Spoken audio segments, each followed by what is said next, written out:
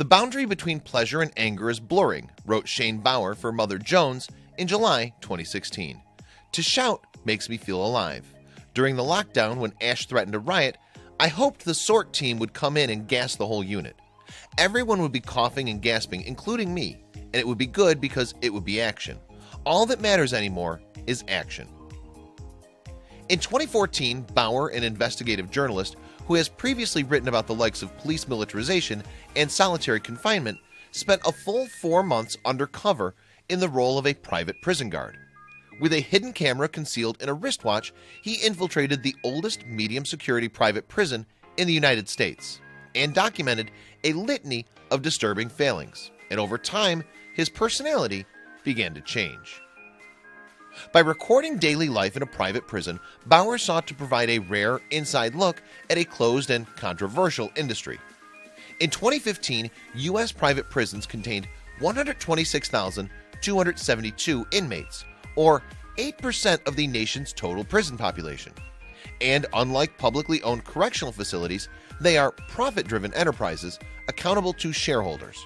They are also highly secretive, writes Bauer, and are rarely scrutinized by journalists, partly owing to laws protecting their corporate records. But getting a job with the Corrections Corporations of America, CCA, rebranded CoreCivic in 2016, was easy for Bauer.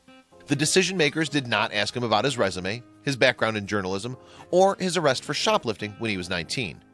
If you come here and you're breathing and you've got a valid driver's license and you're willing to work, then we're willing to hire you, a CCA-trained manager told him. Founded in 1983 by Thomas Beasley and T. Don Hutto, CoreCivic currently operates 65 state and federal detention and corrections. With a combined capacity of 90,000 inmates, its revenue in 2016 was $1.85 billion. Its gross profit, $574 million. Historically, CCA's success can be traced to the expansion of the criminal justice system during the 1980s and 1990s. During that period, overcrowding in public correctional facilities, the war on drugs, and stricter sentencing regimes were all a boon to the private prison industry. Bauer was, for his part, assigned to Wynn Correctional Center in the heart of Louisiana's Kisatchie National Forest. The facility comprises several X-shaped prison units with 4 dormitories or tiers branching out from a central control room known as the Key. The units were named after trees and each has its own traits. Ash and elm had a reputation for troublemakers while Bauer was there, whereas dogwood was for well-behaved trustees. The high-security cypress, meanwhile, was a segregation unit with private cells. Upon him starting at Wynn, Bauer's training to become a correctional officer, CO, lasted just 30 days. It included rough and tumble instruction from the Special Operations Response Team, SORT, the Wynn equivalent of a SWAT unit. And this culminated with 5 cadets, including Bauer, being tear-gassed without masks or protection. The object is to avoid panicking, wrote Bauer, staying in the same place until the gas dissipates.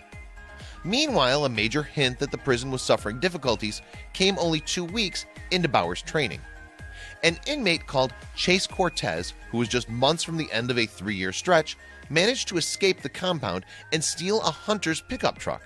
However, staff at the prison did not notice his escape until several hours later, possibly because the guard towers have been unmanned since 2010. Cortez was eventually apprehended by the local sheriff.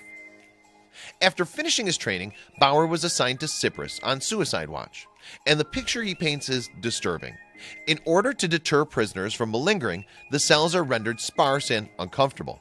There are no mattresses, only steel bunks. There's no reading material either, nor indeed any other objects save for toilet paper.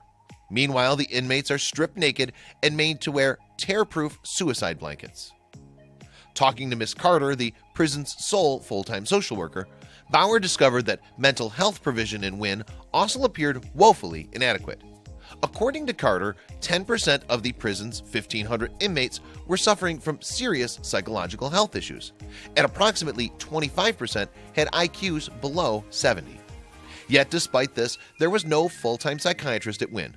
Most other prison health departments in the state, on the other hand, were employing 3 times as many full-time social workers. Similarly, many other facilities at the prison appeared to be underfunded and under-resourced. The work program had been axed, The hobby shops closed and access to the law library restricted. The recreation yard, meanwhile, was largely empty of prisoners as there were insufficient guards to supervise it. Indeed, there were few outlets at all for inmates' pent-up energy. But the prison's most shameful deficiency concerned the provision of medical care. One day, Bauer encountered an inmate complaining of throbbing pain in his chest. He was subsequently diagnosed as having fluid in his lungs, a condition that requires a minor surgical procedure. Despite collapsing in pain, however, he was refused hospital treatment and sent back to the unit, presumably to save on costs. On a different occasion, Bauer met an inmate named Robert Scott, a prisoner at Wynne for 12 years. Scott had complained of pain in his feet and fingers on 9 separate occasions. However, the infirmary failed to properly diagnose his illness. Eventually, his toes and fingers went black.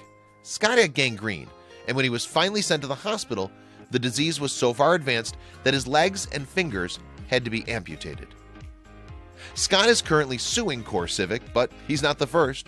In fact, at least 15% of the 1,200 known lawsuits against CoreCivic have related to medical care. One of the most shocking concerns the death of a newborn baby at a jail in Chattanooga, Tennessee. Apparently, the mother had been put in a cell without a mattress and left to go into labor. She subsequently suffered severe blood loss, but prison staff waited 5 hours after she requested help before they called an ambulance. Perhaps unsurprisingly, Bauer also reported a culture of violence and aggression at Wynne. "By my 7th week as a guard, the violence is getting out of control," he wrote. "The stabbings start to happen so frequently that on February 16th, the prison goes on indefinite lockdown. No inmates leave their tiers. The walk is empty. Crows gather and puddles of water form on the rec yards." By this time, however, Bauer had become paranoid. "Things I used to view as harmless transgressions, I now view as personal attacks," he wrote.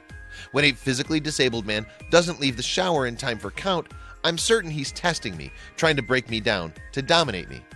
Bauer also started fantasizing about physical conflict and took sadistic pleasure in exercising his authority. That the role of prison guard can bring out the worst in anyone was famously demonstrated by psychologist Philip Zimbardo in 1971. In a role-playing experiment at Stanford University, he divided participants into prisoners and guards, and had them act out their roles in a makeshift prison in a basement. After 6 days, the guards had become so cruel and abusive that the experiment had to be stopped. Meanwhile, Bauer's own role-playing experiment was brought to a premature close in March of 2015, when a colleague from Mother Jones was arrested outside Wynne and charged with trespassing. He had been trying to shoot some footage for a companion video. Bauer subsequently called in sick the next day. Then, after bailing out his colleague, he slung his possessions into plastic bags and made a run for the state line. Bauer's experiences demonstrate some of the potential pitfalls of privatized correctional services. Arguably, the pursuit of profit and the expense of security, health provision, and basic vocational amenities encourages a culture of violence and deprivation. However, CoreCivic has denied that it prioritizes its own economic gain over the needs of its customers. Meanwhile, about a fortnight after Bauer resigned, CoreCivic declared that it intended to void its contract for Wynne. Apparently, the Department of Corrections had identified a number of issues at the prison, including security flaws, inadequate recreation, substandard training, understaffing, and a total lack of maintenance. LaSalle Corrections subsequently assumed management of the prison in September 2015.